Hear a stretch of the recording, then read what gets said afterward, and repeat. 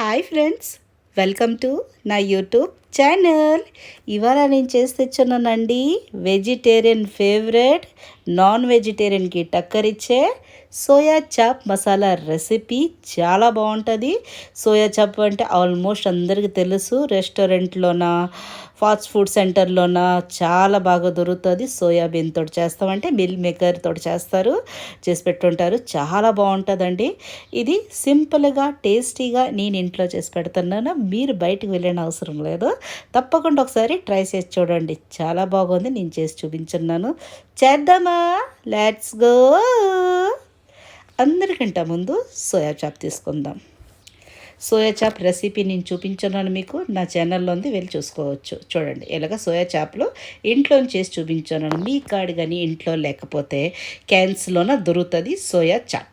ఇలాగా సోయాబీన్ని చాలా రకాలు చేస్తారు. అది తీసుకొని ఫ్రీజర్ నుంచి తీసి నార్మల్గా వేడి నీటిలో వేసి నార్మల్గా పిండి తీసేసేయండి. దాని తర్వాత కాగుతున్న ఆయిల్లోన ఒక్కొక్కటి సోయా చాప్ వేసుకోండి. ఇది చేసి ఫ్రీజర్లో పెట్టుకుంటే ఎన్ని సంవత్సరాలైనా ఏం కావు. ఫ్రీజర్లోనూ అలాగా బర్ఫ్ అయి ఉంటాయి. ఎప్పుడు కావాలంటే అప్పుడు గోరువెచ్చని నీటిలో కొంచెం ఉప్పు వేసి ఇవి వేసేసి ఒక 10 నిమిషాల నుంచి పిండెలిసి తీసుకుంటే బయటకు వచ్చేస్తాయి చక్కగా. ఇలాగ వేడి కాగుతున్న ఆయిల్లోనే వేసి దీనికి చక్కగా పకోడాలు మనం చేస్తాం చూడండి, అలా ఎరుపు రంగు వచ్చినట్టుగా చక్కగా వేయించుకోవాలి. చాలా బాగుంటుందండి. సోయా చాప్ తోటి ఎన్నో రకాలు రెసిపీస్లు ఉన్నాయి. Afghani soya chop, soya chilli, tandoori soya చాలా బాగుంటుంది. అంటే వెజిటేరియన్స్కి ఇది హెవెన్ అండి. చక్కగా ఎరుపు రంగు వచ్చి కానీ తీసియండి. ఆ వీడియో స్కిప్ అయిపోయింది నాతోటి. దాని తర్వాత వేరే కడాయిలోన ఒక 4 స్పూన్ ఆయిల్ వేసుకొని 1/2 చెంచాడు వేసుకుంటారని ఆవాలు చిటకటగా అనగా దీనిలోన లవంగాలు 4, మిరియాలు 4, తేజ్పత్తా, దాల్చిన పువ్వు దాల్చినాకు, లకడి అది వేసేసుకొని కొంచెము దోరగా వేయించుకోవాలి. దాని తర్వాత 2-3 మీడియం సైజ్ ఆనియన్స్లు రఫ్గా కట్ చేసుకొని వేసేసుకోండి. మసాలాలో ఏం లేవండి, అన్నీ 3-4 వేయాలి. చాలా బాగుంటుంది. దాని తర్వాత ఇది చక్కగా గోల్డెన్ బ్రౌన్ కలర్ అయిన దాకా దీన్ని వేగనీయాలి. చాలా బాగుంటుందండి. ఒక్కసారి నేను చెప్పానండి, చేసి చూడండి. చాలా మీకు నచ్చుతుంది కూడా. ఇలాగా చక్కగా దీన్ని కొంచెం గోల్డెన్ బ్రౌన్ కలర్ అయిందాక దీన్ని వేయించుకోవాలి. ఆనియన్ వేస్తే చాలా టేస్టీగా చాలా బాగుంటుంది. ఇంకా మసాలాలు క్యాష్యూ నట్ వేసి థిక్ గ్రేవీతోటి చేస్తారు. అది ఇంకెప్పుడో చూపిస్తాను మీకు నేను. చూడండి, గోల్డెన్ బ్రౌన్ కలర్ వచ్చేసింది. దీనిలోనికి వేసుకుంటాము 2 స్పూన్ల అల్లం వెల్లుల్లి పేస్ట్. ఎప్పటికి నేను అల్లం వెల్లుల్లి పేస్ట్ చేసుకొని ఉంచుకే అంటాను. మీ కాడ లేకపోతే రెడీమేడ్ దొరుకుతాయి, తీసేసుకోండి. 2 స్పూన్లు రావాలి. అంటే మనం భోంచేస్తాం స్పూన్ అంతటి 2 స్పూన్లో వేసేసుకోండి. ఏంటి, మన మసాలాలు ఎట్లా నూరటం లేదు కదా, ఇదే థిక్నెస్కి వస్తుంది, అది టేస్టీ కూడా. ఇలాగా చక్కగా గోల్డెన్ బ్రౌన్ కలర్ వచ్చిన ఆనియన్లోన అల్లం వెల్లుల్లి పేస్ట్ పచ్చి వాసన పోయేదాకా చక్కగా వేయించుకోండి. ఇలాగా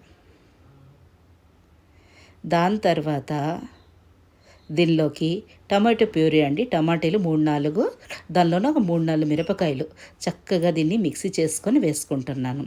మీరు అంటారా ఏంటి టమాటో ప్యూరీ చేయాలంటే, చక్కగా చిన్న ముక్కలు కోసుకొని టమాటాలు కూడా వేసుకోవచ్చు. కానీ నేను మిక్సీ ఇలా పడుతుంటేనే ఇలా వేసేస్తాను. ఆనియన్ కావాలంటే వేసుకోవచ్చండి, కానీ ఇలాగా చేస్తారు మసాలా సోయా చాప్, అందు గురించి మీకు చూపిస్తున్నాను. వేసుకొని కొంచెం మిక్సీలో కొంచెం నీళ్ళు వేసుకొని దాంతో మసాలా అంటుంటుంది కదా, అది వేసేసుకోండి. వేసుకొని గ్యాస్ ఫ్లేమ్ లో టు మీడియంలో పెట్టండి. దీనిలోన కొంచెం డ్రై ఇంగ్రీడియంట్స్ వేసుకుందాం. పసుపు అండి, 1/2 చెంచాడు ఇంట్లో ఉన్న పసుపు. దాని తర్వాత కారము 2 స్పూన్లు వేసుకుంటున్నాను. కారము చూసుకొని వేయండి, ఎందుకంటే టమాటీలోన మన పచ్చిమిరపకాయలు వేసి రుబ్బున్నాము, మరి తనగా టేస్ట్ ప్రకారంగా వేసుకోండి. దాని తర్వాత కావాల్సినంత ఉప్పు ఇలా వేసుకొని దీన్ని కలుపుకోవాలి. కొంచెం 2 చెంచాలు ధనియాల పొడి వేసుకొని, ధనియాల పొడి ఇంకా మేము ఇంట్లో చేసి పెట్టుంటాం. ధనియాల పొడి ఏంటి చాలా బాగా అన్ని గ్రేవీస్లకి చక్కగా థిక్నెస్ వస్తుంది, మన టేస్ట్ కూడా. ఇలాగ వేసుకొని దీన్ని కలిపేసి చూడండి ఎంత మంచి కలర్ వచ్చింది. మనం ఏం ఫుడ్ కలర్ ఏం వాడటం లేదు. ఎందుకంటే మేము ఎప్పుడు నార్మల్ కలర్ నార్మల్ స్పైస్ ఉన్న మళ్ళీ కాశ్మీరీ మిర్చి 2 కలిపి మా హస్బెండ్ తెస్తారు, అదే వేసుకుంటాను. దాని కలరింగ్ వచ్చేస్తుంది, స్పైసీనెస్ ఇంకా. ఇలాగా చక్కగా కలిపేసుకొని దీన్ని చక్కగా ఆయిల్ పైకి వచ్చిన దాకా ఉడకనియాలి. గ్రేవీ మాత్రం తప్పకుండా చక్కగా ఉడకనియాలి. ఉడకనిస్తే ఆయిల్ పైకి వచ్చిందంటే దీనికి ఉడికినట్టుగా. దీనిలోకి ఒక సీక్రెట్ ఇంగ్రీడియంట్ వేస్తున్నాను, అది అండి గడ్డ పెరుగు. ఇంట్లో ఉన్న పెరుగు గడ్డది ఎక్కువ పులుపు లేకుంది వేసుకోండి. వేసుకుంటే దానిలో చాలా థిక్నెస్, పులుపుదనము, టేస్ట్ చాలా బాగుంటుందండి. ఈ సోయా చాప్తో అన్నాను చాలా రకాలు, తందూరి సోయా చాపు, ఆఫ్ఘనీ సోయా చాపు, ఇంకా మసాలా ఎన్ని రకాలో చేయొచ్చు. ఇంకా యాజ్ అ స్టార్టర్స్ ఇంకా చాలా బాగుంటాయండి. మీరు ఒకసారి కామెంట్ చేసి చెప్తే తప్పకుండా చేస్తాను నేను. ఇలాగా చక్కగా కలిపేసి దీన్ని మూత పెట్టి ఆయిల్ పైకి వచ్చిన దాకా ఒక 5-6 నిమిషాలు ఉడకనివ్వాలి. దీన్ని మూత పెట్టేస్తుందమ్మా. ఇలాగా చక్కగా మూత పెట్టేసి దీనికి 5-6 నిమిషాలు చక్కగా ఉడకనివ్వాలి. వెళ్దామా సోయా చాప్ దగ్గరికి. సోయా చాప్ చూడండి ఇలాగ చక్కగా గోల్డెన్ బ్రౌన్ కలర్ వచ్చినలాగా వేపేసుకోవాలి. వేపేసిన తర్వాత దాని స్టిక్లు ఉంటే అవి తీసిస్తాను నేను. ముందు నుంచి తీసేస్తామంటే కొంచెం పచ్చిలాగా ఉంటుంది కదా, వేడి నీళ్ళు వేసిన తర్వాత ముక్కలు అయిపోగలదని, ముక్కలు అయిపోతాయి. అందు గురించి వేపిన తర్వాత మీరు ఇలా స్టిక్ అనిస్తే వచ్చేస్తుంది. ఇలాగా దీన్ని చల్లారి పెట్టి కొయ్యాలి. అప్పుడు చిన్న చిన్న ముక్కలు చక్కగా వస్తాయి నిద్దగా. మీ ఇష్టం అండి, పెద్ద ముక్కలైనా ఎలాగైనా వేసుకోవచ్చు మీరు, చాలా బాగుంటుంది. కానీ నేను మాత్రం ముక్కలు కోస్తున్నాను. చూడండి ఇలాగా చక్కగా ఉడికిపోయింది, చాలా టేస్టీగా ఉంటుందండి. ఇలాగా ముక్కలు కోసుకోవాలి. అబ్బా ఇది వేడిగా ఉంటుంది, పెద్దది కదా వేడిగా ఉంటుంది. అలాగైంది చూడండి ఎంత బాగుంటుంది అంటే అంత బాగుంటుంది. కాబట్టి ఒక స్పూన్ తిని ఒక ముక్క తిని చూడండి, చాలా బాగా అనిపిస్తుంది. ఇలాగ చక్కగా ముక్కలు మీరు కావాల్సినంత ముక్కలు సైజు ముక్కలు చేసుకోండి. వెళ్దామా గ్యాస్ దగ్గరికి. చూడండి చక్కగా ఉడుకుతుంది గ్రేవీ, పైకి ఆయిల్ తేలిపోయింది. దీన్ని చక్కగా కలిపేద్దాం. ఎంత మంచి అరోమా వస్తుందంటే, అంటే ఏ మసాలాలు మనం నూరు పెట్టలే కదా, ఎప్పుడైనా మనం కడా మసాలా వేస్తాము, చాలా బాగా వస్తుంది, చాలా అరోమా. మళ్ళీ ఈ పొద్దురేపు ఏంటి అందరూ మసాలాలు తినరు, పిల్లలకి పొద్దురేపు హెల్త్ కాన్షియస్లు వాళ్ళు తినరు, పెద్దవాళ్ళు షుగర్ బీపీలు వాళ్ళు ఉంటారు. అందుకే సింపుల్లోనే ఇంట్లో చేసుకుంటే బయటికి వాళ్ళు ఎందుకు వెళ్తారు, అందులో ఆరోగ్యానికి ఇంకా చాలా మంచిది.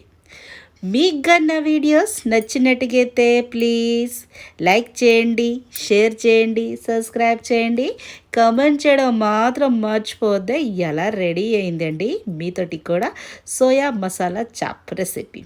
దీనిలోకి మూత తీసేసి చక్కగా దగ్గరికి అయిపోగా దీనిలోకి ఒక 2-3 గ్లాసులు వాటర్ వేసుకుంటాను. చూడండి ఎంత థిక్నెస్ గ్రేవీ మనకు కావాలంటే అంత పెట్టి, కానీ ఎక్కువ వాటర్ వేసుకోవద్దు, ఎందుకంటే థిక్ కావాలి అంత వేసుకోండి. 2-3 గ్లాసులు చిన్న గ్లాస్ తోటి వేస్తున్నాను అంటే బాటిల్ తోటి వేస్తున్నాను, అందాజా చెప్తున్నాను మీకు. ఎందుకంటే దీనిలో సోయా చాప్ వెళ్తాయి, కొంచెం ఉడుకుతుంది, అందు గురించి. దీనిలోనికి 3 గ్లాసులు ఇలాగ వాటర్ వేసుకొని ఒక 5 నిమిషాలు ఇలాగ మరబెట్టిన తర్వాత చూడండి పైకి ఇంకా ఆయిల్ తేలిపోతుంది. మనం ఎంత తక్కువ ఆయిల్ వేసాం చూసారు కదా, 2-3 చెంచాలు వేసాం, దానిలోనే ఎంత బాగా రుచిగా తయారైపోతుంది. చాలామంది ఇంత ఆయిల్ వేసి చేస్తే రుచి వచ్చేస్తుంది అని కూడా లేదండి, ఎక్కువ ఆయిల్ కదా, మనం వండిన పదార్థం బట్టే ఉంటుంది రుచి ఎలాగొస్తుంది అని. దీనిలో వేసుకుంటున్నాను 2 స్పూన్లు ఇంట్లో తయారు చేసిన గరం మసాలా వేసుకొని దీన్ని చక్కగా కలిపేసుకోండి.